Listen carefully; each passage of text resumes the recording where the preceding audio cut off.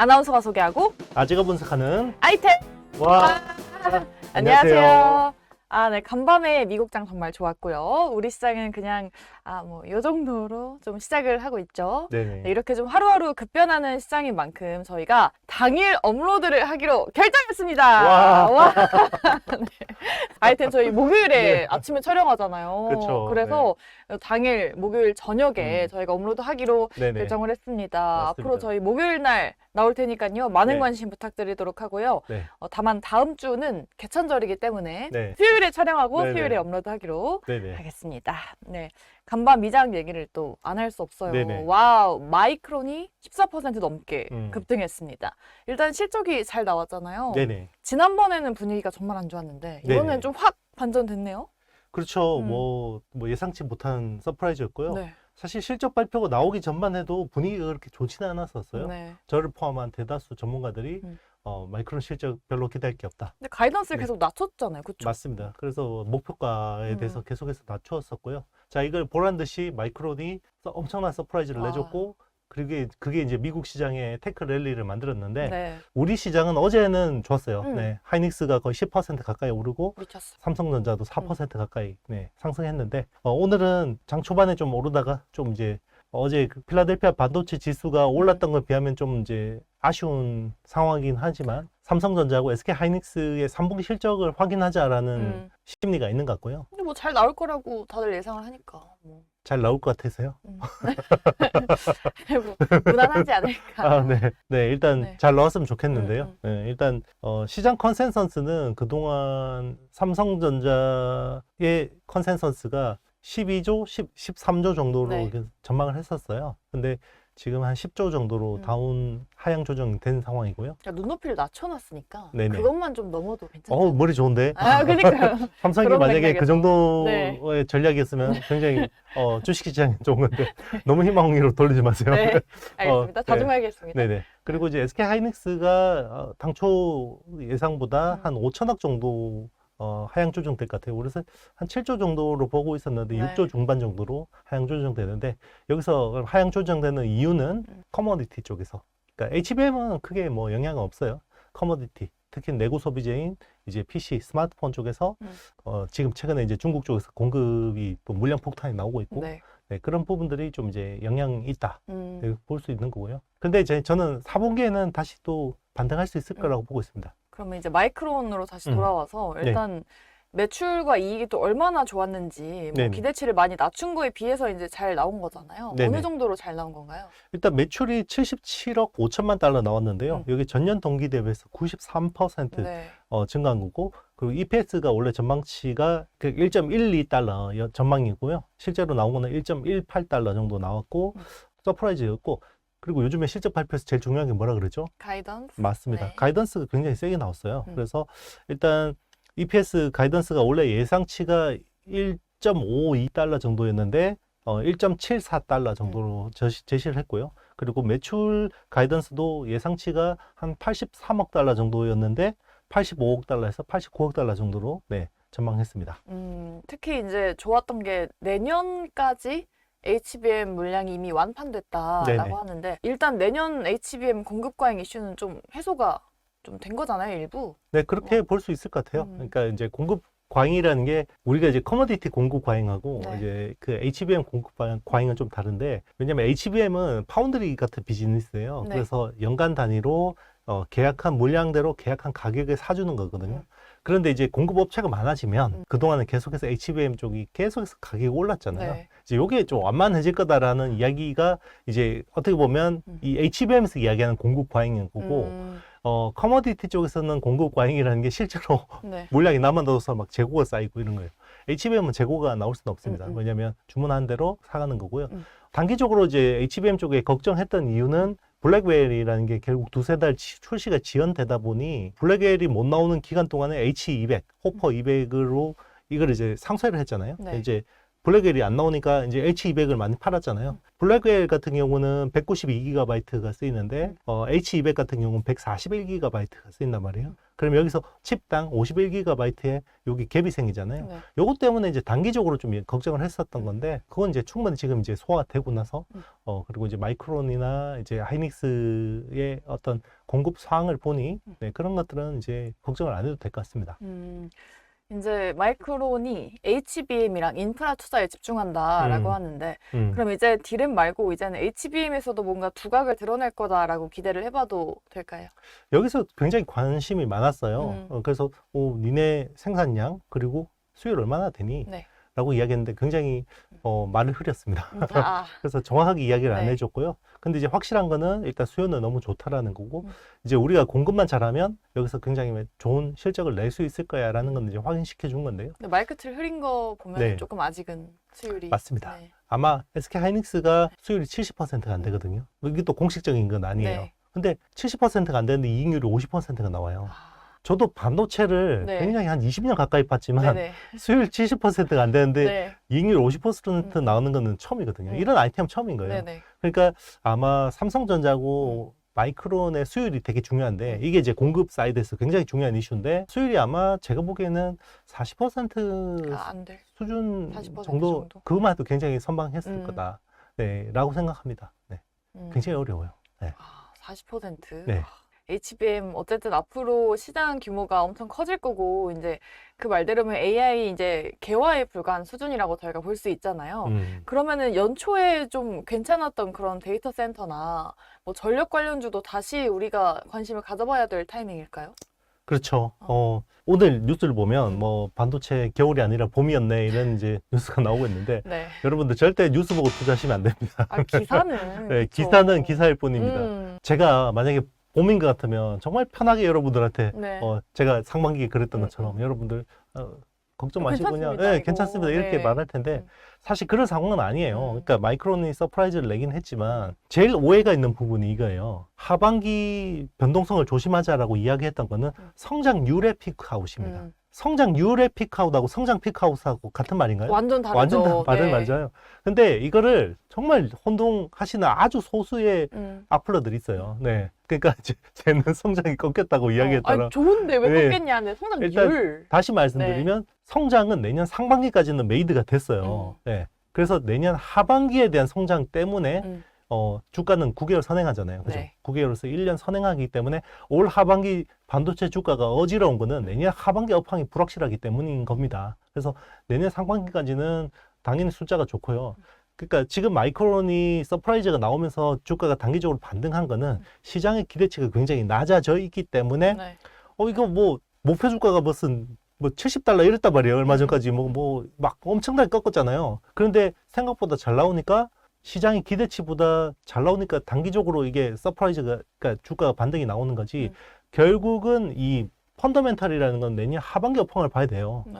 그러니까 지금 서프라이즈 나왔다고 해서 이제 봄이다라고 해서 이제 지르시면 큰일 나는 거예요. 그러니까 내년 하반기에 대한 것들은 확인을 해야 돼요. 일단 제가 계속해서 말씀드렸지만 3분기에 빠지고 4분기에는 단기적으로 반등이 가능합니다. 그러니까 랠리가 가능하고요. 그거는 미국의 대선의 불확실성이나 이런 것들을 해소되면서 그러니까 어쨌든 누가 둘 중에 하나가 되면 불확실성이 해소되는 해소가 된 거죠. 거죠. 네. 그렇죠. 시장에서 제일 싫어하는 건 불확실성이에요. 그러니까 11월 5일에 미국 대선이 있고 두 후보 간에 산업 정책이 상이하고 이게 반도체나 배터리 쪽에 미치는 영향이 크고요. 그거 때문에 일단 기업들도 투자를 지연하는 흐름들이 있고 그리고 시장 참여자들도 일단은 이거 보고 투자하자라고 해서 본격적으로 뭔가 이게 방향성을 가지고 투자를 못하는 흐름들이 있다는 말이에요. 그래서 4분기에 이제 반등이 랠리가 나오는 거고요. 근데 이제 중요한 거는 내년 상반기에도 굉장히 강한 랠리. 그러면 내년 상반기 강해야지 하반기까지 이게 성장이 쭉 갈 거 아니에요. 네. 그걸 이제 확인하기 위해서는 여러분들이 결국은 내구 소비재에서 확인해야 되는 거죠. 금리 상황이나 그리고 미국의 재정 정책이나 이런 것들을 확인해야 되는 건데 어려운 거는 다 이유가 있는데 이거를 막 악플러들의 세상에는 흑백밖에 없거든요. 오르고 내린다밖에 없고 네. 그러니까 이제 막 그 말의 행간을 모르고 이게 중간에 딱 요거만 잡아서 얘는 하반기 업황 꺾었다. 업황이 아니라 주가를 꺾은 거죠. 주가를. 네. 업황은 제가 항상 이야기했잖아요. 세계 경제의 선행지표는 대한민국 경제, 대한민국 경제의 선행지표는 메모리 반도체, 메모리 반도체의 선행지표는 현재 주가입니다. 네. 그러니까 지금 주식을 지금 오팡 보고 투자하면 백미러 보고 투자하시는 거예요. 네. 제 로직이 혹시나 맞지 않다 생각하시는 분들은 본인 그냥 투자 스타일대로 네. 뉴스 보고 투자하세요. 네. 그래도 헷갈리시는 우리 시청자분들을 위해서 우리 네. 대표님께서 그래도 다시 정리를 네. 해줄게요. 제가 아이템을 네. 거의 3년 했잖아요. 3년 동안 제가 반도체는 선행지표라고 네. 얘기를 했는데 이렇게 아이템 구독자들은 안 그러실 거라고 생각해요. 근데 외부 출연을 하면 이거를 너무 오독해서 잘못 이야기하시는 분들이 많아서 네, 다시 갑자기 분기탱천해서 알겠습니다. 우리 시청자분들은 네. 잘 이해하실 거라 네네. 믿고 저희가 항상 네, 그렇죠. 좋은 네. 정보 드리도록 할게요. 네네, 알겠습니다. 네, 이렇게 마이크론이 컨콜에서 밝힌 거랑 같이 HBM이 최소 내년까지는 공급 과잉에 크게 노출되지 않을 것 같고 네네. 뭔가 이익에 기여할 것이다. 뭐 서버형 DDR5 가격도 좀 방어가 잘 되고 있다. 근데 메모리 3사 중에 일단 HBM 그리고 DDR5에 노출되어 있는 게 SK 하이닉스잖아요. 그럼 이렇게 되면은 마이크론이 이 정도로 잘 나왔으면은 삼성 하이닉스 기대하려고 했었는데 참 그러네요. 그러니까 이제 우리는 전방 시장을 봐야 네. 돼요. 그래서 반도체, 특히나 메모리 반도체 전방 시장 수요처는 서버가 있고요. 그리고 스마트폰이 있고 PC가 있잖아요. 근데 여기서 주가를 보면 서버 쪽에 노출 비중이 높은 업체들은 잘 버텨요. 잘 가요. SK 하이닉스. 그리고 최근에 마이크론이 잘 나온 것도 결국 서버 쪽에 비중을 늘렸단 말이에요. 그러니까 서버 수요만 좋고 제가 이걸 한 2년째 이야기하는 것 같은데요. 네. 서버 수요는 좋은데 이제는 내구 소비재 좀 좋아질 것 같습니다. 네. 그게 이제 2023년에도 틀렸고 2024년에도 틀렸고요. 자, 내년에도. 2025년은 될 거다. 네. 라는 게 이제 기대감이 있는 거잖아요. 근데 이제 내년에도 이제 PC하고 스마트폰 쪽에서 특히나 온 디바이스 AI나 이런 쪽에서 프리미엄 수요를 못 올려주면요. 내년 하반기가 이제 어려워지는 거예요. 근데 내년 상반기 됐는데 온 디바이스 AI PC, AI 스마트폰이 뭔가 될 것 같아. 네. 그러면 어떻게 되겠어요? 달라지겠죠. 거기에 따라서 투자 전략이 달라지는 겁니다. AI가 어떻게 되는지가 중요하겠네요. 맞습니다. 그래서 지금은 AI가 우리 디바이스로 언제 내려오는지가 중요한 거고요. 그런데 내년에도 이 AI 서비스 모델이 에이전트 AI는 커녕 별로 시원찮다. 네. 그러면 2026년으로 가겠죠. 네, 그러면 한번 덜컹대고 조정을 받는 거겠죠. 그러니까 이게 전방 시장과 공급 사이드에 뭔가 이게 그 유기물처럼 변하는 겁니다. 그렇기 때문에 아이템을 계속해서 업데이트를 해서 계속 보시고 팔로우 하시고요. 제가 이야기하는 제일 최신 뷰. 왜냐면 제일 최신 뷰가 중요할 수밖에 없는 게 제일 최신 데이터를 가지고 판단을 한 거기 때문에 그런 겁니다. 네. 네. 최신 뷰. 그러면 네. 최근에 이제 국내에서 CXL 관련주도 좀 눈에 띄었잖아요. 그럼 CXL도 이제 좀 주목을 해봐야 될까요? CXL도 굉장히 유망한 섹터 중에 하나긴 네네. 해요. 근데 CXL도 결국 어플리케이션이 서버잖아요. 그죠? 지금은 이제 모두 서버 쪽으로만 관심을 가지고 있는 상황이고, 그리고 이제 CXL이라는 거는 일단 그 메모리 슬롯을 확장할 수 있는 거예요. 요즘에는 뭐 낸드 플래시가 부족하고 이런 거 없지만 예전에 부족하니까 이제 외장 하드 같은 거 들고 다니잖아요. 그것처럼 서버에서 D램이 부족하니까 외장으로 붙일 수 있는 것, 그게 이제 CXL이라는 인터페이스고요. 네. 그리고 요즘에 이제 CXL 2.0이 되면서는 기존에는 칩마다 이거를 캐시 메모리를 다 별도로 썼는데 그거를 공유해서 쓰는 거예요. 그래서 이제 메모리가 공유해서 쓰는, 그러면서 훨씬 효율적으로 할 수 있는 게 이제 CXL이라는 인터페이스인데, 이거는 인텔 같은 CPU 업체들이 결국은 이걸 채택을 해줘야 돼요. 이걸 표준 스탠다드로. 근데 그거는 조금 이제 지켜보긴 해야 됩니다. 네. 그러면은 마이크론 실적 잘 나왔고 다음 가이던스도 장밋빛이다. 그러면은 마이크론 지금 투자 의견은 좀 어떻게 보세요? 요즘에 네. 제일 조심해야 되는 게요. 막 급등한다고 따라 사고, 네, 막 떨어진다고 해서 겁나서 팔고, 이거 반대로 하시면 됩니다. 근데 지금 이미 급등했으니까. 네, 지금 섣불리 따라 붙으시는 네. 건 별로 좋지 않아요. 어제 급등할 때 뭐 따라 붙으신 분들은 뭐 단기로 보시는 거면 크게 문제가 없는데, 방향성에 대해서 고민 없이 그냥 투자하시다가는 또 이제 물릴 수 있어요. 그래서 현금 비중이 지금은 계속해서 중요합니다. 그래서 제가 원래 말씀드린 뷰하고 달라진 게 없어요. 하반기는 현금 비중을 가지고 너무 빠질 때는 좀 사고, 반등 나올 때는 좀 팔고, 현금 비중을 가져가면서 운용하시고요. 그 방향성 정해졌다 그러면 거기에 네. 맞게 스탠스에 맞게 투자하시면 됩니다. 근데 그 방향성이라는 게 제가 말씀드렸다시피 수요 시장, 그리고 미국의 정치적인 지정학적 리스크, 그리고 이제 최근에 이제 중국도 경기 부양을 했죠. 그러니까 어떤 시장이라는 게 너무 빨리빨리 변한단 말이에요. 거기에 맞게 이제 방향성을 정하는 게 맞는데, 그 방향성을 확인하기까지는 제가 보기에는 적어도 11월은 돼야 된다. 미국 대선은 끝나야지, 제일 중요한 이벤트가 끝나야지 이게 해결이 된다고 생각합니다. 그럼 마지막으로 엔비디아도 좀 비슷할까요? 그때 모건 스탠리가 그래도 엔비디아는 괜찮다고 토픽을 제시를 했는데 B200에서만 또 이제 4분기에 13조 원 이상 매출 낼 거다라고 하던데 시장이 이미 높아진 눈높이를 이겨낼 수 있는 정도의 매출이라고 하더라고요. 그럼 엔비디아는 어떨까요? 제가 그때 2분기 실적 발표하면서 말씀드린 거 기억나시나요? 성장률이 꺾였잖아요. 네. 그러면 요 다음 분기 성장률도 꺾이겠죠. 꺾이겠죠. 네. 네. 실적 발표 전까지는 미니 랠리가 일어날 수 있어요. 아, 그러니까 다음 분기 실적 발표가 되려면 적어도 이제 한 두어 달 남았잖아요. 그때까지는 괜찮아요. 오, 오히려. 네. 근데 이제 또 실적 발표가 나올 때는 네. 또 조심하셔야 돼요. 아, 그래서 뭐 좀 비중을 좀 줄여 놓던지. 네. 왜냐면 이게 그럴 수밖에 없어요. 시장이란 속성이 그렇습니다. 그래서 막상 또 나오면 엄청난 숫자인데 전년 동기 대비해서 지난 분기는 121% 성장했는데 이제는 80몇 %야? 이러면 이제 이게 또 현타가 오고 또 빠지고 아, 그러면 그때 또 주워 담으시면 되고 네. 네. 아, 그렇게 네네. 좀 반대로 투자를 하자. 그렇죠. 이게 뭐 주식 시장이라는 게 심리라는 게 참 중요한 변수다 보니 예, 대중들하고 반대로 가시는 수밖에 없어요. 여러분들은 그래야 이제 수익을 낼 수 있습니다. 아, 네. 그럼 국내 시장에서 뭔가 관련해서 눈여겨볼 만한 종목이 있을지, 이제 금리 인하 이제 뭐 시작하고 있으니까 기술주에도 기회가 아닐까 싶긴 하거든요.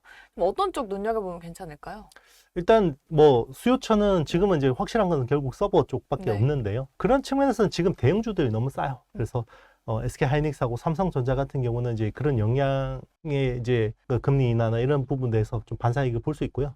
특히나 이제 삼성전자 같은 경우는 스마트폰이나 PC 같은 특히나 중국 쪽 이제 노출도가 높잖아요. 그러면 결국은 내구 소비재라는 거는 금리의 영향을 받잖아요. 네. 왜냐하면 소비니까 그런 것들 보면 조금 이제 기대할 만한 것들이 있는데 저는 10월 중순, 그러니까 이제 잠정 실적 나오고 그리고 이제 어느 정도의 악재가 반영되고 내년 실적에 대한 전망치들이 어느 정도 하향 조정되고 나서는 연말에는 좀 국내 반도체 랠리들이 좀 일어날 수 있지 않을까. 오. 네, 왜냐하면 또 미국 대선도 이제 확정이 되고, 네네. 네, 그러면 이제 일단 연말까지는 저는 기대를 하고 있는데 이게 이제 내년에도 짱짱하게 가려면 내년 하반기에 대한 고민들이 해결이 돼야 되잖아요. 네. 그러면 내년 하반기를 알 수 없으니까 내년 상반기 분위기를 보고 해야 되는데 결국 온 디바이스 AI. 네, 거기서 이제 뭔가 트리거를 찾아야 됩니다. 알겠습니다. 네. 이렇게 불확실성이 산재해 있는 시장이지만 저희가 또 당일 업로드로 또 결정을 한 만큼 저희가 한 발 빠르게 좀 생생한 소식들 항상 전해드리도록 하겠습니다.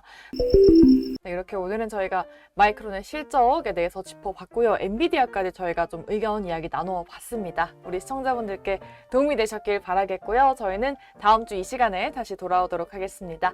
저희랑 또 함께하고 싶으신 분들은요. 좋아요, 구독, 알림 설정, 댓글까지 부탁드립니다. 여러분, 안녕! 안녕.